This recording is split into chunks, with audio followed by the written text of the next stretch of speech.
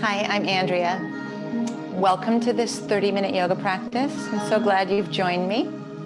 You'll notice that I'm standing on a yoga mat. If you don't have one, fine.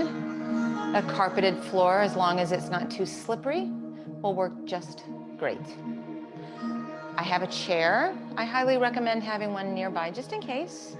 I'll show you how to use it. I'm going to use it for some of the things we do today. I have 2 blocks. A couple of thick books would work just fine. And it's always good to have some padding. So I have a folded blanket. If you have a beach towel or even the throw blanket from your couch, that's a good idea. And then once you have those things, we'll get started standing in the magic of our mountain, our Tadasana pose.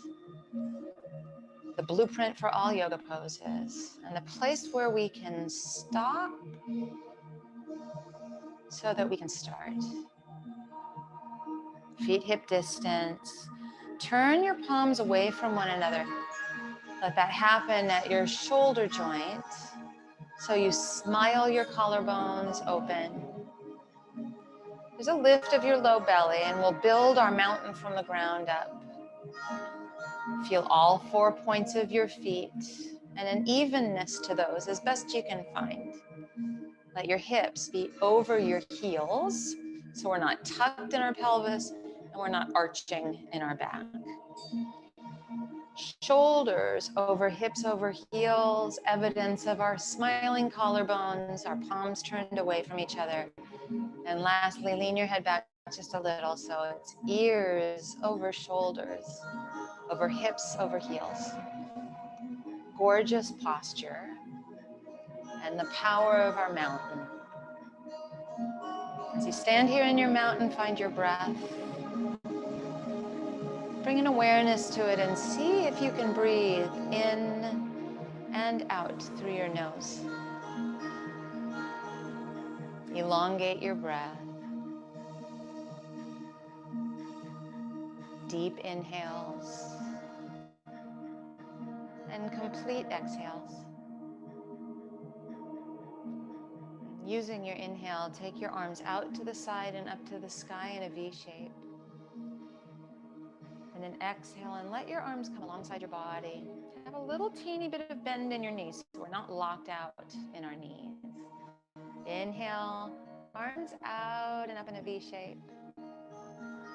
And then exhale, arms along your side. Remember to turn the palms out, smile the collarbones. Once more like that, inhale, like your wingspan just expanded. And then exhale. And bring your arms alongside your body. Gorgeous, adding on. Inhale, arms out and up, thumbs to the sky. This time, exhale, hinge at your hips and take your hands onto your thighs. Inhale, grow a bit taller from the base of your spine at the crown of your head. Exhale, let your hip hinge get a little bit deeper. And then inhale, coming upright, arms out to the side, thumbs to the sky, a V shape. Exhale, return to your mountain, palms turned out. A couple more like that. Sun salutations, these are called. Inhale, arms out to the side, thumbs to the sky. Exhale, hinge at your hips, hands to your thighs. Inhale your heart forward, lengthening through your spine. Exhale a little bit more, hinge at the hip. And then inhale, arms out to the side, standing upright, thumbs to the sky, V shape. Exhale, arms along your side, palms turn out. One more time, inhale, arms out and up. Exhale, hinge, hands to your thighs. Inhale, your spine longer, your heart forward. Exhale, just a little bit more hinge into the hip. And then inhale, coming upright, arms out to the side, thumbs to the sky, V shape overhead. And then exhale, your arms along your side and stand in your mountain. We're going to move mountains a little bit. Step out to the long edge of your mat, and you'll return to your mountain pose there. I'm going to turn and make sure I'm facing you, but you can just face the long edge of your mat. feet hip distance, hands onto your hips. It might be that this is where you use the back of your chair. So if things feel a little bit wobbly, because we're going to stand on just one leg, use your props, use your wall, anything that helps. Meet yourself where you are. That's advanced yoga. And that's what keeps it fun, so you'll be consistent. Hands to your hips.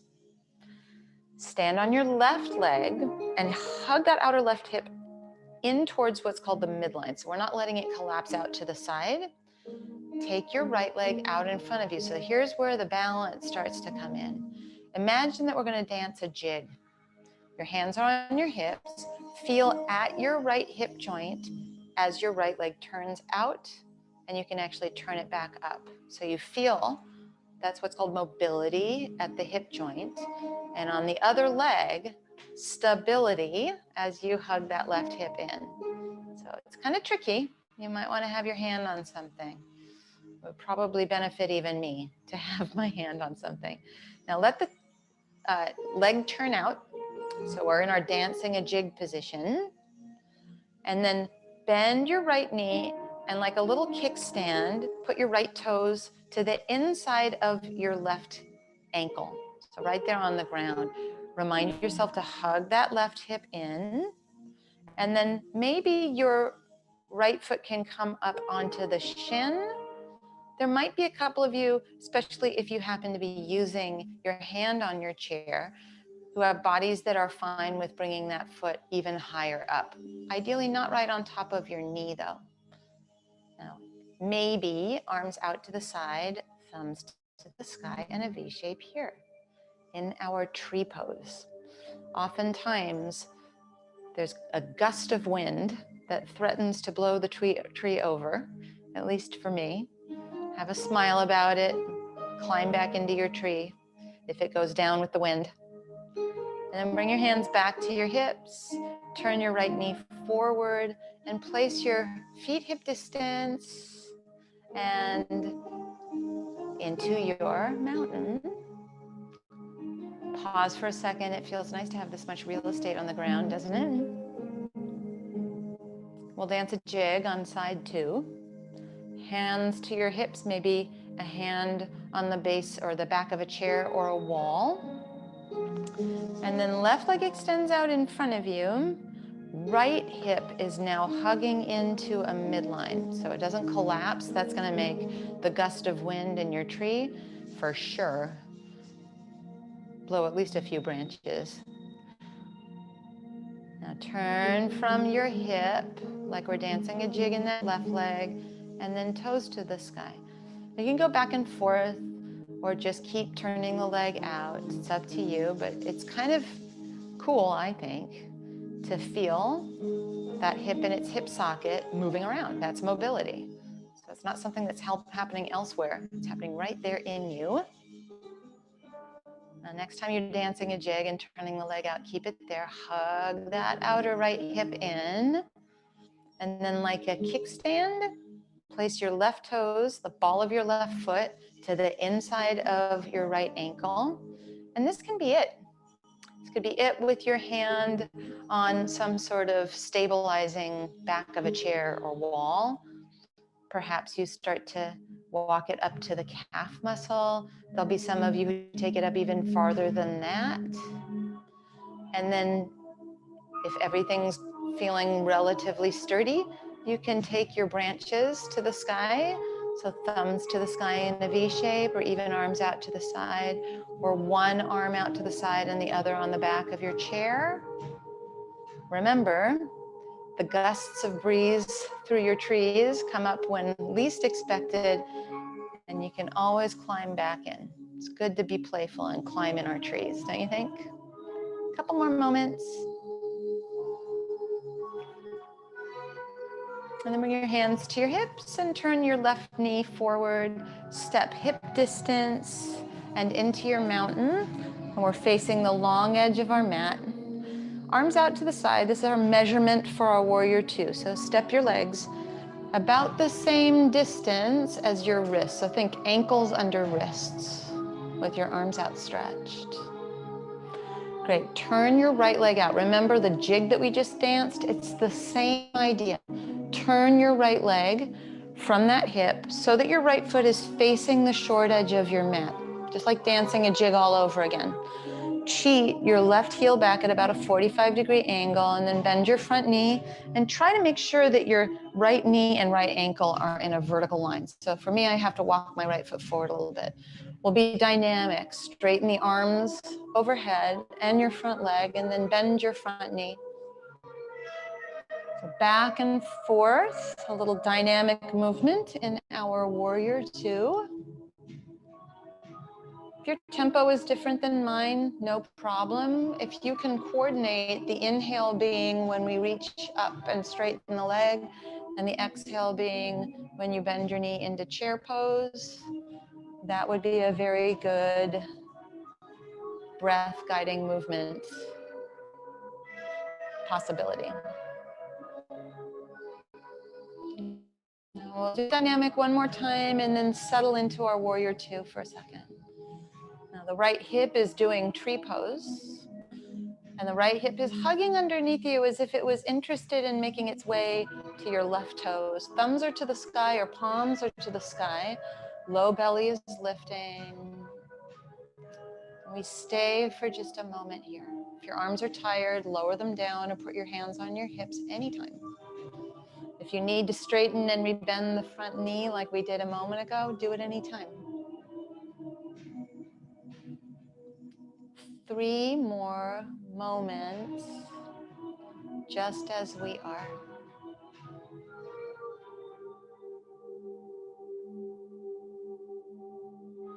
And then slowly, arms overhead, straighten the front leg. Lower your arms, turn all toes to face the long edge of your mat. Pause for a moment. It's like a very wide mountain. And then when you're ready, left leg turns out. This is just like when we were dancing a jig. So left foot's going to face the short edge of your mat, yeah? Right heel cheats back. Arms outstretched, palms to the sky or thumbs to the sky. Just make sure that your left knee is over your left ankle before we start doing our little dynamic dance. And then we will go back and forth. Arms overhead, front leg straightens. See if you can exhale back into your warrior. Inhale and exhale. And again, I don't mean to make you think that you have to keep my tempo. Find your own. We're all dancing to our own rhythm, aren't we? And yet we're all dancing together, which is the beauty of it. We'll do a couple more, yeah? A couple more.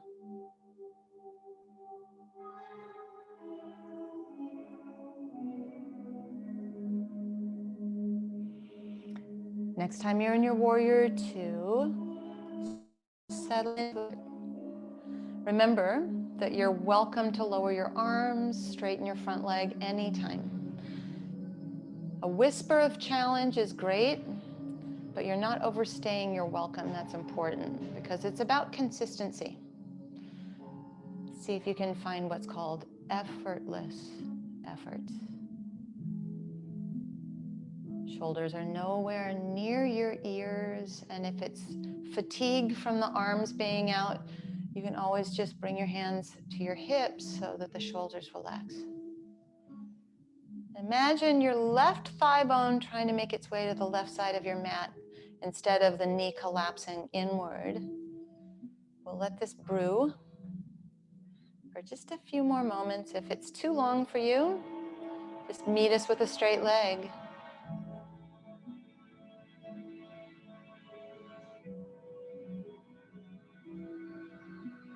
And now slowly straighten the front leg, V-shape with your arms overhead. Hands to your hips, turn all toes to face that long edge of your mat. Heel toe until your feet are hip distance apart and it feels manageable to wander to the front edge of your mat. This is where I highly recommend having a chair at the ready. And you'll use it in various ways. Some of us are going to do this whole exercise actually seated in the chair I'll show you that first because I feel like it explains what we're up to. So seated in your chair, you could cross the right ankle on top of the left thigh, curl those right toes back. I have my hand on the back of my chair, which is very helpful for me. And it could be very tight with your leg up pretty high to the sky. That's fine, do your best. Sit up tall and breathe into what's a little bit like a tree pose, but a figure 4, right? It's like a square that we're making. Now you could move that out of the seated version and use your chair. I like to use the tall edge. Cross the right ankle while we're standing, bend your left knee, curl these toes back, and then you'll scoot your butt back just a little bit. I'll show you sideways so that it makes sense. So you have right ankle on top of left knee, and then you can seat it here. And we all have different flexibility, different pliability here. Some of you might even bring your hands onto a couple of blocks tall. I feel like the seat of a chair is really helpful because you can walk out a little bit further, make sure it's a hip hinge. We're not rounding here. Stay with it just a few more moments here in your figure 4. You do want to hug the left hip in. So remember how we did that on the standing leg of your tree pose. You want to find that here too.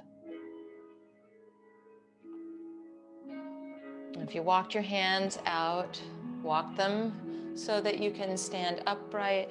Bring your feet hip distance. If you're seated in your chair, just bring your feet to the ground. Stand with your hands on your hips. Now, I think most of us started in the chair, so maybe that's a good place to start just to get the feel for what we're up to. This time, left ankle on top of right thigh. And you can stay in the chair just like this and work it. It's perfect. If you're moving it out of the chair, you'll bend your right knee, take your hands onto your chair, left ankle on top of the thigh, and then a hinge at the hip, hands on the base of your chair. Curl those left toes back. That's true for those of us seated in our chair or hands on chair, so that there's enough oomph in that ankle that you don't feel like you're collapsed at the ankle. That'll be nice for your knee, and it makes sure that this gets into your hip. This is really the same thing as when we were dancing our jig. It just looks a little different. Same action. Stay with it. I'll be quiet for a moment so you can have a little hip meditation.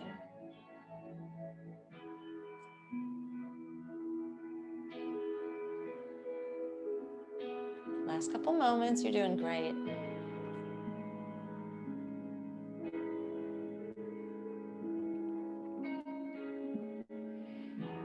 Just be careful if you're out of the chair. I would say keep your hands on the base of the chair, step your feet hip distance, hands on your hips, come to standing. If you're seated in the chair, you can just bring both feet onto your mat and then step up out of your chair. We'll move the chair out of the way. You may want it to help you to get to the ground, so have it there if it's helpful. Moving to the ground and finding our blanket before we get there. Seated on the blanket is really helpful. So mine is folded. I'm going to find my seat. Maybe you've made your way with your chair to a seated position and upon your blanket. Reason being, sometimes without a blanket or even with it, we can get into this rounded sort of Dracula-looking shape. And we want to keep the hip hinge that we just found in our figure 4. We're going to do essentially a figure 4 here on the ground, and you may want to have a block at the ready in case that's helpful. Now bend your right knee and put your right foot like our tree pose. It might even make its way up into that inner thigh. And then the block can be helpful underneath your right thigh bone. Curl your left toes back. Inhale a V shape overhead. And then turn and face your left leg. Bring your hands to either side of that left leg. The left leg is straight, as if we were standing in a tree pose, and we're hinging at the hip, just like we did in our figure 4. Take a few moments here.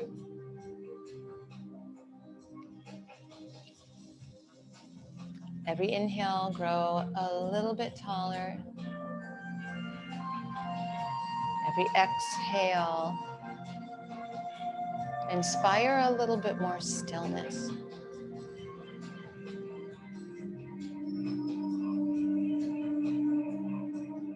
There were challenges when we did this pose standing. It's hard to balance, for me anyway.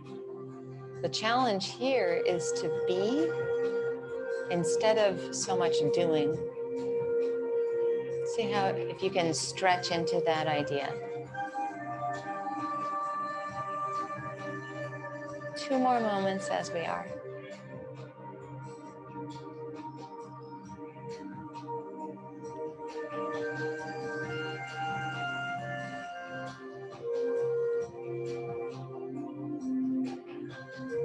Now just walk yourself up. I'm going to remove this from underneath my right thigh bone for the next part. Seated cross-legged. So now cross your left shin in front, and instead of crossing here at the ankles, walk your feet so that they're a little closer to the edges of your mat. You can think ankles underneath knees and pause. Either hands on your support or hands on your thighs. If it's very comfortable for you, you might hip hinge here a little bit and walk forward. For me, if I just sit upright, it's all I need. And we can think of this as a moment to meditate. Maybe you even close your eyes while we're here. See if you can be instead of do. Couple of moments, okay?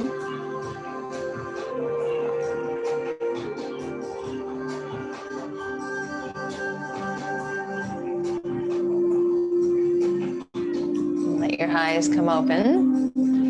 Lean back and extend both of your legs out in front of you. You can give them a little waggle. And then left foot into your right inner thigh. Perhaps you use a block underneath that left thigh.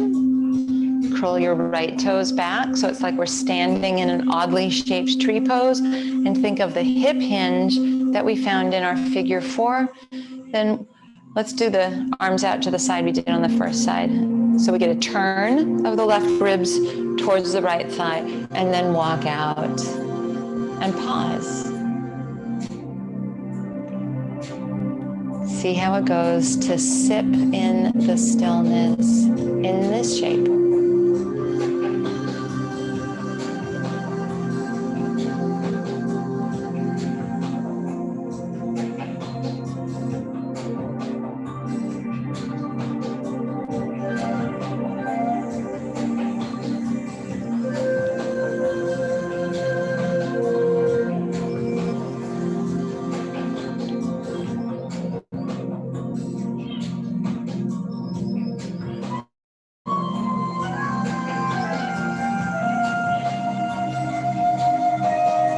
One more cycle of breath.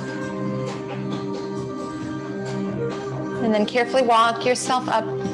Remember, we got rid of the block for this next bit. Cross your right shin in front. Just that way we know that we've done both options. And then a little tighter cross if you can manage it. Ankles underneath knees. Great to just sit with your hands on your support or on your lap. Maybe even turn the palms up. Sometimes that helps me to find the smile of the collarbones. My friends who are quite comfortable here and want to hinge at the hips and walk forward, you're welcome to it. I get plenty out of it just sitting. Let's meditate or do the best we can with it. Totally natural to have your mind wandering. When it does, just bring it back to the feeling of your seat into the ground and the feeling of your breath coming in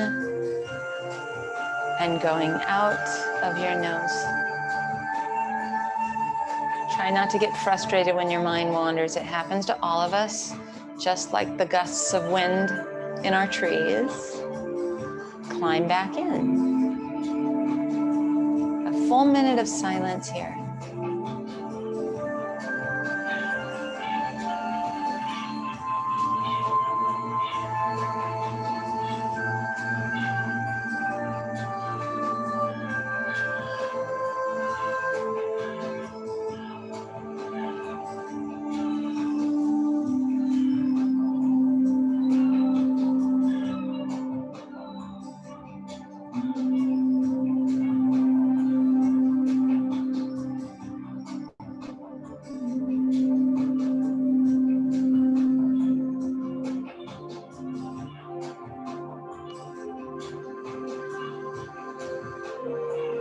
You did it. That was a full minute. Excellent. Lean back, give your legs a little waggle, and then bend your knees and put your feet on your mat so we can get off our props. Lie down on your back and let your feet be as wide as your mat. Let your arms go out to the side, keeping your feet as if glued to those edges of your mat. Windshield wiper your knees to the right. And then if it's okay with your left knee, pick up your right foot and like our ankle on top of thigh that we did our figure 4, either seated in our chair or standing now. See if you can do that here in a twist. If it doesn't feel good to put your ankle on top of your thigh, just let it be a looser figure 4.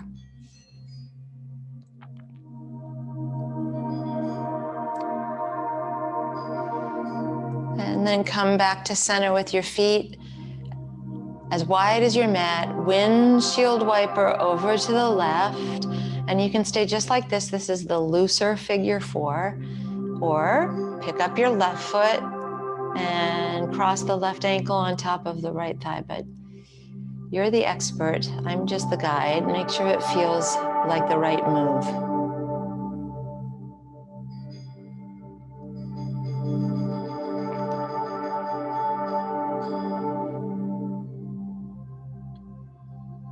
And then place both feet as wide as your mat and let your knees fall in on each other. Constructive rest pose. Very carefully pick up your hips just an inch straight up and then lower them back to the ground where you've just made a little bit more space for your low back. And you can stay just like this for our final Shavasana meditation, or extend your right leg and then your left leg. Let your feet flop open. Either close your eyes, maybe even cover your eyes. The rest and digest of our practice.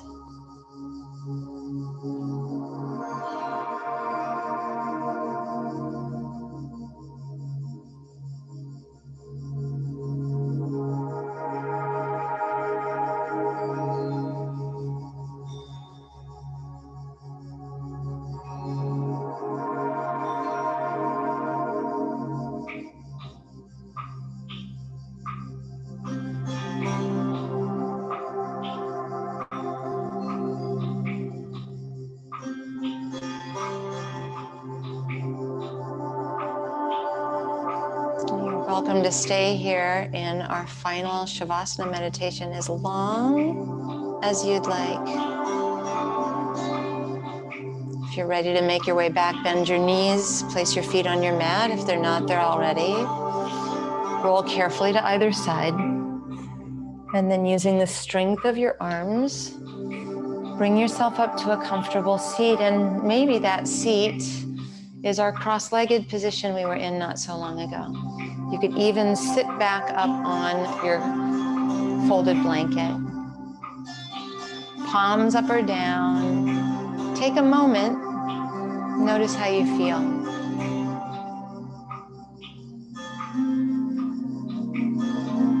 Thank you so much for practicing with me today. I'm Andrea, and I look forward to us doing some yoga again together soon.